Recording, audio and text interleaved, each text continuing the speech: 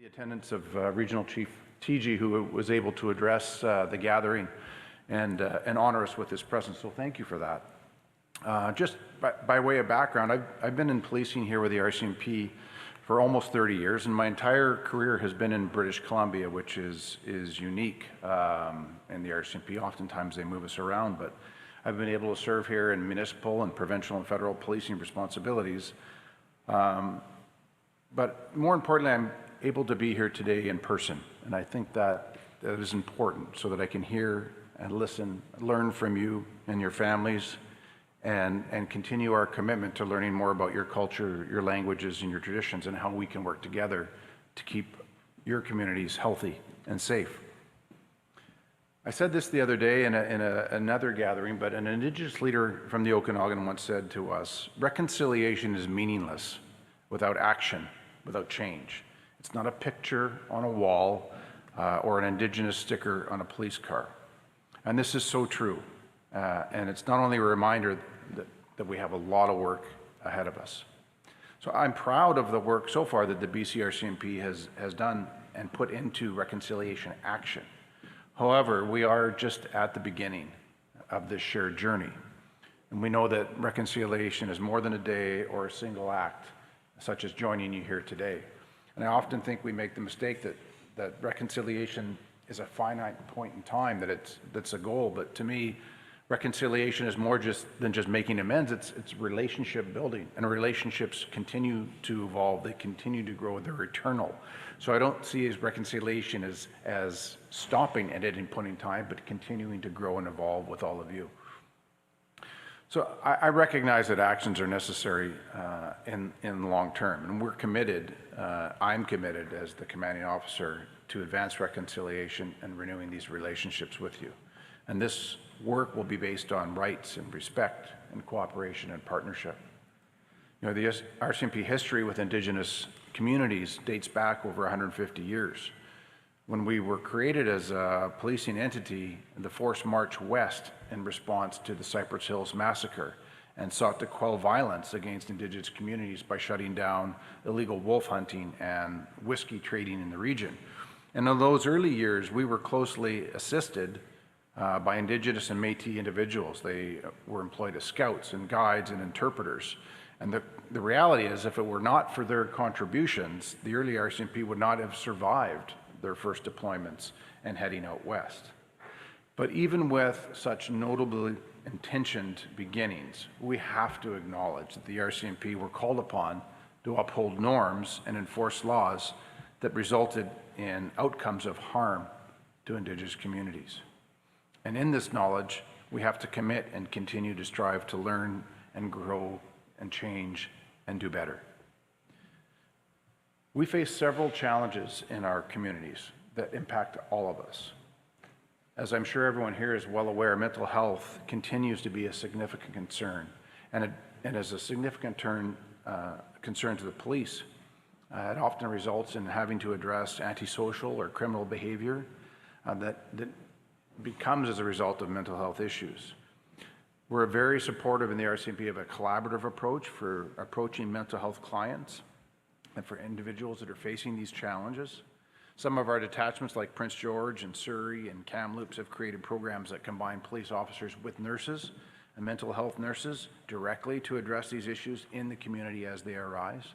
In our more remote or rural communities, this type of in-car partnership is challenging and may not be possible due to the lack of health resources in the area.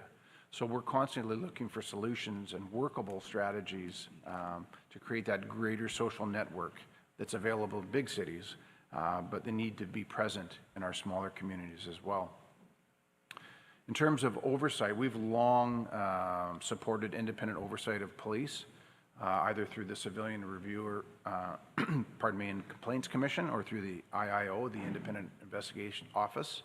We know, acknowledge, and support the importance of having Indigenous civilian monitors available to assist the IIO, particularly in areas where use of force has been used and the police are under investigation. I think that's critical to its success. I think we share with you concerns over the timeliness sometimes of these investigations, and I acknowledge there's challenges to them, but I think transparency transparency and accountability are important there. As you know, there was recently the Special Committee on Reforming the Police Act in British Columbia, and the RCMP were participants and presenters for that. We've committed a team of senior leaders, including myself, that will be looking at those recommendations to see how we can improve our service delivery here in the province. One of the issues I think that we were all anxious to see how it will play out is the implementation for the exemption of controlled substances and the decriminalization of small amounts of illicit drugs in order to combat the overdose crisis. This has a significant impact on our province. We also acknowledge the devastating toll that overdose death takes in our communities and recognize that a lot of measures, significant measures, have to be taken in order to address this.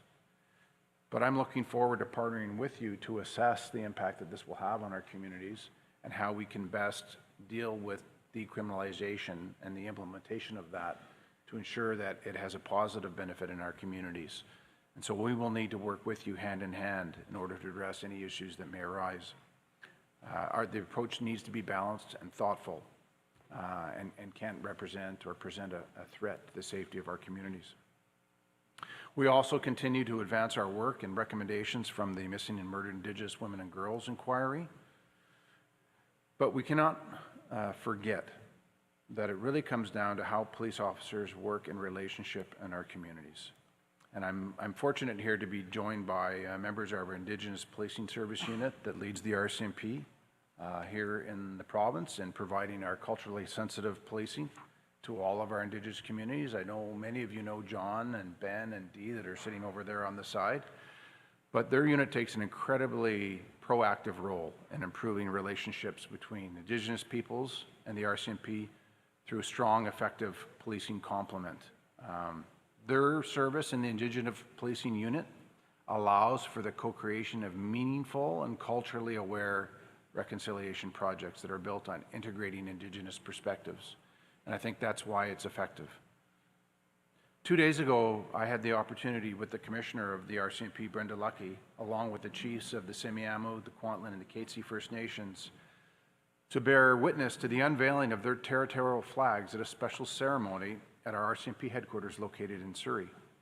We had the opportunity to formally acknowledge that the traditional territories that we work on are those of the Semiahmoo, Kwantlen, and Katzie First Nations.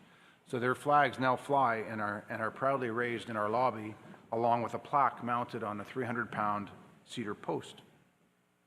Last September, we were in Haida Gwaii, where hundreds of members of the community joined us to see the raising of a Haida totem pole outside the Queen Charlotte City RCMP detachment.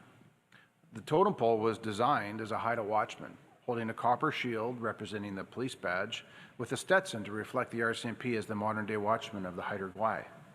This was an important step of our reconciliation journey in that community, one that took 10 years to achieve in terms of designing the totem and having it raised with the Haida people. We are also going to be aligning our detachment so that it will now be renamed to the Indigenous name of Dajin Gieds. It's something that I'm quite thrilled about. So these are just a couple of examples of deeds that are underway. And while we have made many strides in welcoming Indigenous peoples into the policing environment, we acknowledge that unless we increase and see more Indigenous peoples among us working shoulder to shoulder, we're not really experiencing the change that must occur in order to foster acceptance and embrace a new, different police force in the future. We have the luxury in BC and the RCMP of having a full-time Indigenous recruiter for just this purpose, so that we can increase the diversity of our police force and better represent those communities that we serve. Our Indigenous employees, I would be remiss if I'd acknowledge, are often have been survivors that have been impacted by generational trauma. And it's important that we acknowledge that and work with them. We're a better organization because of the insights that they bring us, their contributions, and their experiences. So I believe that our actions should be inclusive of Indigenous voices. And I believe we have a workplace in the RCMP that is inclusive, reflective, and respectful of Indigenous cultures, so that our Indigenous employees also feel recognized, respected, and welcome. So I really appreciate the opportunity to provide these few remarks with you here today. But as I mentioned earlier, my presence is here not just to speak, but also to listen. So I know we're going to have some questions, and I welcome this one. So thank you for this opportunity. Any one of those three. Thank you.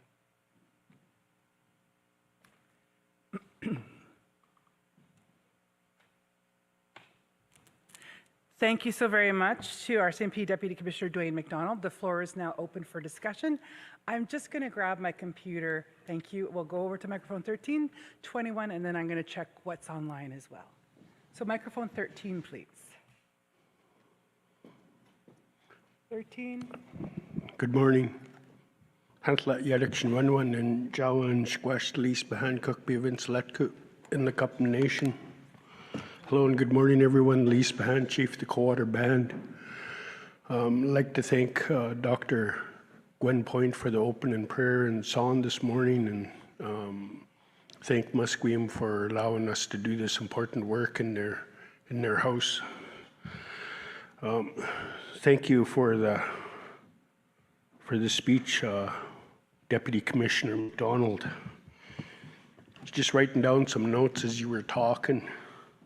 You talked about solutions and strategies, Indigenous civilian monitors. I need to speak up because of the problems what we're having in the Nicola Valley and the lack of RCMP there. And I've raised these concerns in Ottawa as well too, about the lack of resources in the valley. And bringing it to your attention as well too. Speaking with our First Nations liaison worker in the valley, you know, on any given weekend we only have 4 officers, and that is unacceptable. You know, there's 7 roads, 3 of them are major highways, and there's always fatalities happen, and when the RCMP are called, they cannot answer the call. The lack of resources, and I'm assuming probably not only in the Nicola Valley, but throughout British Columbia. It's really good to hear that, you know, there's a lot of talk about tribal police and trying to rally the chiefs in the valley to look at moving tribal police into the Nicola Valley, because when we call on the RCMP, that call doesn't always move forward. And how can you advocate for us to get that tribal police happening in the Nicola Valley? And I need to raise racism into it, because there's a lot of racism out there. And it needs to be brought back to the attention again, because, you know, seen it in the valley, seen it by the RCMP, and you need to be aware of this. So I'm really glad to see and hear from you, and I hope you listen really well to what our recommendations are, because I'd like to see where this goes moving forward. Guksham. We'll go to microphone number 2, please. Well, thank you for those questions. I'm going to try and address them one at a time, but if I don't answer them all, then please let me know and I'll continue. So in terms of the Nicola Valley and resources, I can tell you that the resourcing issue for not just the RCMP, but policing is probably one of the main issues that keeps me awake at night. Coming out of COVID, and by, you know, that's not an excuse, but the industry is challenged for resources. We're fighting for fewer and fewer individuals that are applying, not just for the RCMP, but across the board. So I would term our response to the resourcing challenges right now as an all hands on deck approach. We have, we call it a vacancy management paradigm that tells us the hot spots in the province if our resourcing level falls below a certain level that challenges our ability to deliver service. So we're diverting our resources in the short term, new resources that are coming in or experienced officers that we hire to those areas. And certainly I can follow up with our team on the Nicola Valley because I don't know off the top of my head where we sit there. But we do have a vacancy pattern right now in policing that needs addressing. And so last week I had the opportunity to be in Regina with all the commanding officers and the commissioner from across the country. And that is our number one priority. We have to get more officers into the force and deployed into the field. Because as you note, particularly when we deal with traffic accidents or fatalities that block roads, a lot of time it's the police from the community that have to divert to deal with those issues, taking them out of the community to deal with the other issues. So we need to have sufficient resources to be able to address that, and I can assure you that is a significant and present concern for me moving forward. In terms of tribal police, I think it's an interesting time right now in BC, most notably because of some of the recommendations that have come out of the Reforming the Police Act Committee. Some people refer to it as different models of policing or different levels of policing or tiered policing, but certainly there was a commitment from the province to explore Indigenous-led policing services, whether those work in conjunction with the RCMP or in addition to the RCMP. We're certainly willing to explore Indigenous-led solutions to policing challenges. So as we move forward, we will be meeting with the province as they begin to unpack the recommendations that come out of that Police Act reform, and those will all be issues that we'll be committed to looking at. And certainly, having policed this province for quite some time, we have a lot of expertise that we can bring to the table to offer solutions, and I know that there's a willingness to work together on that. The issue of racism, which you raise, is also an issue that keeps me awake at night, because not only do we see that rearing its ugly head here in the province, but across the country. I think in the last 2 to 3 years, we've seen society become more and more divisive, which creates problems not only in community, but creates problems and challenges for policing as well. I can assure you that it is my firm position, and that's shared by the Commissioner and others, that racism has no place in our organization, and we will identify and root it out. So in particular instances where that comes out or you're made aware of that, please, I would encourage all of you to let me know, and we will deal with it. In terms of preventing it and in terms of educating our membership, we have engaged and are continually training, educating not only our members in terms of cultural sensitivity, of racism and anti-racism, not only in online learning, but in-person learning, but how we've developed our code of conduct and standards for police conduct has zero tolerance for that type of behavior. But I think more than just dealing with the behavior, I think the RCMP needs to be champions of anti-racism, that we need to be defenders in the community. So then when we are faced with that, perhaps from those that we serve, we need to address it and stamp it out. So that is a definite, ever-present concern for me as well. Great, thank you so very much. We have so far identified 3 more people on the speakers list. I'm just going to check in that you and your staff will be here after this presentation for any further questions in person. Oh, certainly. If we'll be here for a bit, so I'll be at the back if anyone wants. Wonderful. So I'm going to close the speakers list at this point because I do know we have a full agenda, and I acknowledge our next speaker, one of the ministers here with us. Thank you for joining us today. So I have microphone 21 is next, and we're going to go to 16, then online to Judith Sayers. So we'll go to microphone number 21, please. It's Chief Don Harris from Douglas First Nation, part of the Statliam Nation. We are serviced by a tribal police force, but some of the issues that we're running into is that the jurisdictional issues. Tribal police have jurisdiction on the reserve, and in some cases, it's just a tiny little postage stamp. And what we need is more protocols between the two forces. I know that on the ground they work very well together, but I don't think there's anything in place on paper. So what we need to see is the ability for either police force to attend the call regardless of where it is, and the same as the original protocol, that it be passed on the appropriate authorities once the investigation is started. We do have huge areas between the reserves, and the drug problems in that have become quite rampant out there in our territory, and we would, I know that the officers on the ground are cautious about stepping on the toes of the others, but I think that we need those protocols in place so that when there is a call, it's not dispatch trying to decide who they're going to send, or